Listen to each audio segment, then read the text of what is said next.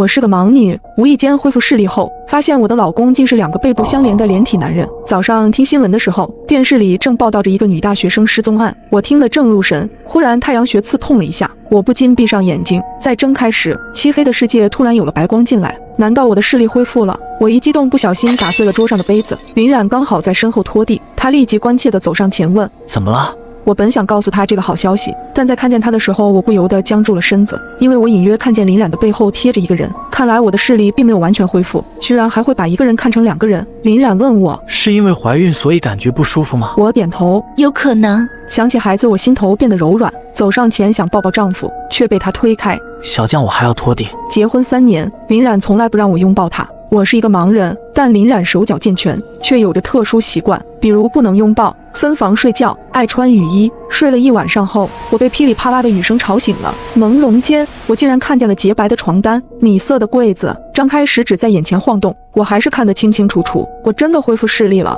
此时外面传来开门声，我欣喜若狂，想要快点告诉林冉这个好消息。可刚走到门口，我就看见林冉正在拆一个超大的纸箱。林冉背对着我，她穿着宽大的黑色雨衣，头上戴着的硕大的衣帽将整个人笼得严严实实。纸箱被打开，我看见有一个女人躺在里面。那个女人穿着白色的校服，蓝色的帆布鞋，肢体僵直，我一眼看出这是具尸体。我愣在原地，耳边回荡着昨天的那个新闻，竟然是他杀了这个女人。我想开口叫她，突然一只手从林冉的雨衣里伸了出来，她的手不应该在拆纸箱吗？帽子被推开，我看见帽子里藏了一张男人的脸，那张脸正对着我。看见我后，他微微笑了，随后雨衣里又伸出来一只手，那只手上正拎着给我买的早餐。我心惊肉跳，不由得连连后退。顷刻之间，我终于明白为什么林冉从不跟我一起过夜，也从不让我与他亲近。原来他是个连体人，我甚至不知道这2个人中谁是林冉。此时他们转过身去，我看见了另一个男人的脸。小将，你起来了。最熟悉不过的声音，我直觉他就是林冉，可我没有回应。他又问：怎么在发抖？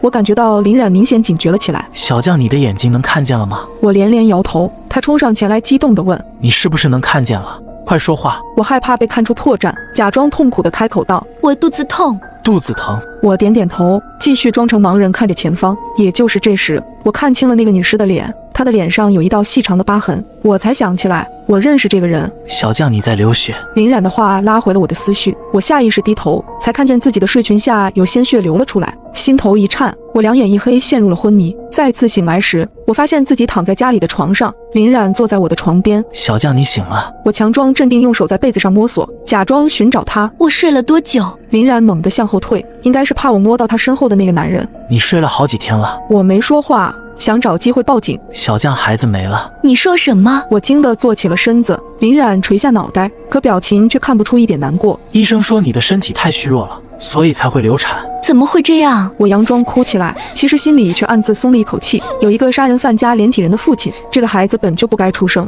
林冉柔声说道：小将，你还年轻，以后还有机会做妈妈的，别难过了，我去给你炖点鸡汤。他往外走的时候，他的兄弟一直面对着我，如同一个附着物靠在林冉背后。等他们走出去后，我掀开被子，也偷偷跟了出去。林冉他们进了厨房，我走进客厅，发现那具尸体已经不在了。我靠近厨房，隐隐听见里面传来咳嗽声，2个男人的对话声随之传来。那剩下的人，你准备怎么办？不是林冉的声音，应该是他的哥哥或者弟弟。我听见我的丈夫说：把他们都找到，然后全除掉。我心间猛地一颤，那边又传来声音：嫂子好像不对劲，我怀疑他是不是能看见了。叫我嫂子，看来林冉是哥哥，他们竟这么快就怀疑我了。林冉道：是不是因为药的问题？药？什么药？视力恢复后，发现丈夫竟是个奇怪的连体人，还残忍杀害了一名女大学生。我靠近厨房，隐隐听见里面传来说话声。林冉道：是不是因为药的问题？药？什么药？听见他们好像要往门口走来，我不敢再听下去，赶紧跑回卧室。我的丈夫到底是个什么人？没过一会，林冉就端着鸡汤进来了。小将，喝点鸡汤吧。我看见他身后的弟弟也在歪着脖子朝我看来，我倒吸一口冷气，这鸡汤里十有八九有问题。我现在不想喝。喝了吧，你身体太虚弱了，喝了对身体好。我颤颤巍巍地伸出手，故意摆出矫情姿态。太烫了，你先喝吧。林冉把鸡汤拿到嘴边吹了吹，然后递到我面前。我喝了，不烫。他骗人，根本没喝。我再次推开他。我不喝，我想睡觉了。好吧，那你先休息。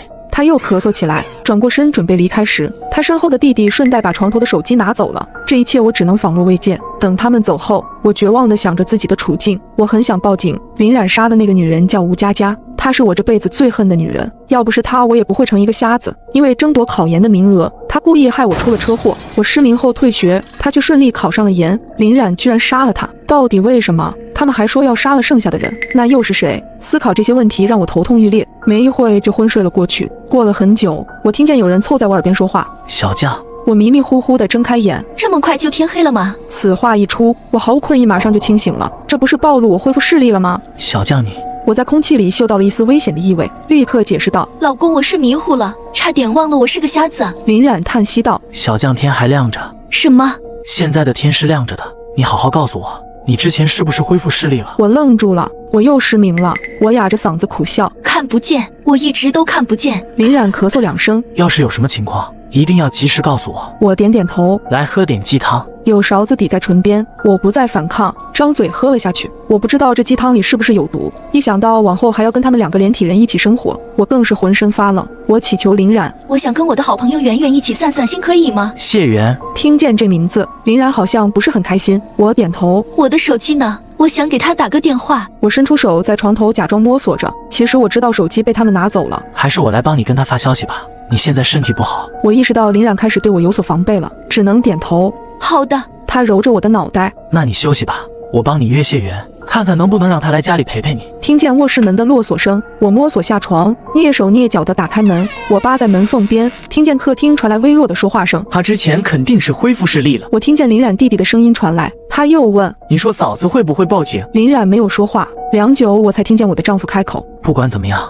反正他现在又看不见了，只要我们把他看好就行了。”我百思不得其解，想不明白自己为什么又会突然失明，也搞不清楚林冉何时对我下的药。我无力地瘫坐在地板上，只求他能说到做到，帮我约谢元上门。第2天，谢元竟然真的来了。你们好好聊天，我先出去买点菜。说完，林冉便出了房门。谢元坐在我的床头，关切地问我：“小将，你还好吗？”我摸到了好朋友的手，露出了久违的笑意。我凑在谢元面前低声道：“圆圆，能不能帮我一个忙？”“什么？能不能帮我报警？我感觉林冉不对劲，他好像杀人了。”谢元收起笑声：“他怎么会杀人？你之前来不是总纳闷林冉在家为什么还要穿着超大的雨衣吗？其实是因为他是个连体人。前几天我突然恢复视力，不小心看见的。可现在我又被他下了药，什么也看不见了。”我提醒圆圆，当务之急是赶紧报警。谢元却说：“我已经报过警了，你放心。”“你报过警了？”“是的，我刚刚发短信报警的。”我长舒一口气：“警察多久才能到？”谢元道：“应该快了，我去看看。”不知不觉间，我又合上了双眼。等我惊醒着睁开眼睛，才感到时间似乎已经过了很久。警察已经来了吗？圆圆，你还在吗？我打开卧室门，竟发现漆黑虚无的世界里有了光，我好像又恢复了视力。浴室里传来水声，我猜想林冉已经被警察带走，是谢元在用卫生间。正想往浴室走去，却觉得脚下好像不对劲。我低下头，映入眼帘的是一片模糊的红，是血。我发现我的老公竟是2个背部相连的连体男人，那我肚子里的孩子算是谁的？浴室里传来水声，正想往浴室走去，却觉得脚下好像不对劲。我低下头，映入眼帘的是一片模糊的红，是血。我惊得双腿一软，转过脸去，才发现冰箱前好像有什么东西。又上前几步，我终于绝望地看清，那个是好朋友谢元的尸体。小将。浴室里传来林冉的声音，恐惧如同烟花般在脑海里炸开。我机械地转身回头，隐约间看见浴室门口站着个男人，看样子刚刚是林冉在洗澡。别过来！我心跳如擂鼓，害怕他上前来。小将，你又能看见了，是我呀，你别怕。就因为是你，我才要害怕。你为什么要杀圆圆？而且你身后还有个……嫂子，你在说我吗？林冉身后的人侧脸朝我看来。我叫林川，你之前就见过喽。你既然是这样的，为什么不告诉我？怎么能跟我结婚？我甚至还怀过你的孩子。你们2个是杀人犯。我提醒他们，警察马上就来了，你们一定会受到制裁的。不好意思啊，吓到你了。林冉温柔地说道。小将，警察不会来的。他朝我一步一步走来，我吓得不停后退。你跟谢元讲话时，我就在他身边，是我让他不要报警的。什么？我又惊又怒。你这个疯子，你到底要做什么？可林冉却温柔地说：“放心，我绝对不会伤害你。再解决完最后一个就结束了。”接着林冉把我抱到了屋里，不多时门铃响了。林冉、林川他们对视了一眼，随后走出了房门。他们又从外面给卧室加了一道锁。我翻下床，准准备拉开窗向人求救，无意间瞥见了床头柜隔层里的某个东西。我拿起来在灯光下看了好久，才认出了那是一盒堕胎药。我突然想到，我没保住的那个孩子是林冉给我吃了堕胎药，可他为什么要给我吃堕胎药？正当我疑惑时，我听到客厅里传来了一个男人的惨叫。我不断地敲打着房门。林冉，请你不要再做傻事了。这时，林冉开锁打开了房门，我隐约看见客厅里绑着一个熟悉的男人，他是圆圆的男友赵刚。我哭喊着质问林冉：“这就是你所说的最后一个吗？你到底在干什么？为什么要毁掉我肚子里的孩子？”说着，我举起手中的药盒。林冉听完一脸难过，将一把刀抵在了赵刚的脖子上。你老实说，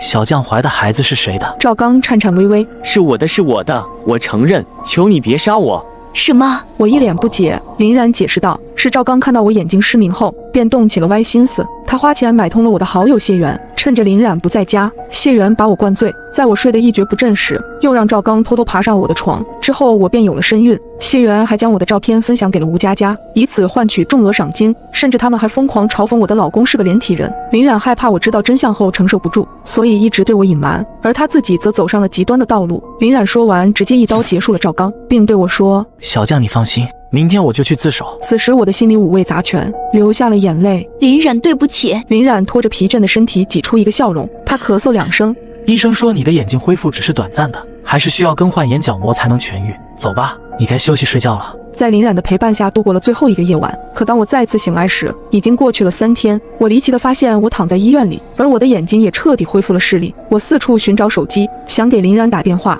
此时一名警察来到我面前：“你是小将对吧？”“是的。”“你的丈夫已经全部交代了自己的罪行，明天将执行死刑，但是他强烈要求在此之前将自己的眼角膜捐献给你，看来手术还是挺成功的。”听到这我心头一酸，连忙询问：“林冉现在在哪？”“就在中心大街的警察局，你还可以见他最后一面。”我立刻翻身下床，朝着警察局跑去。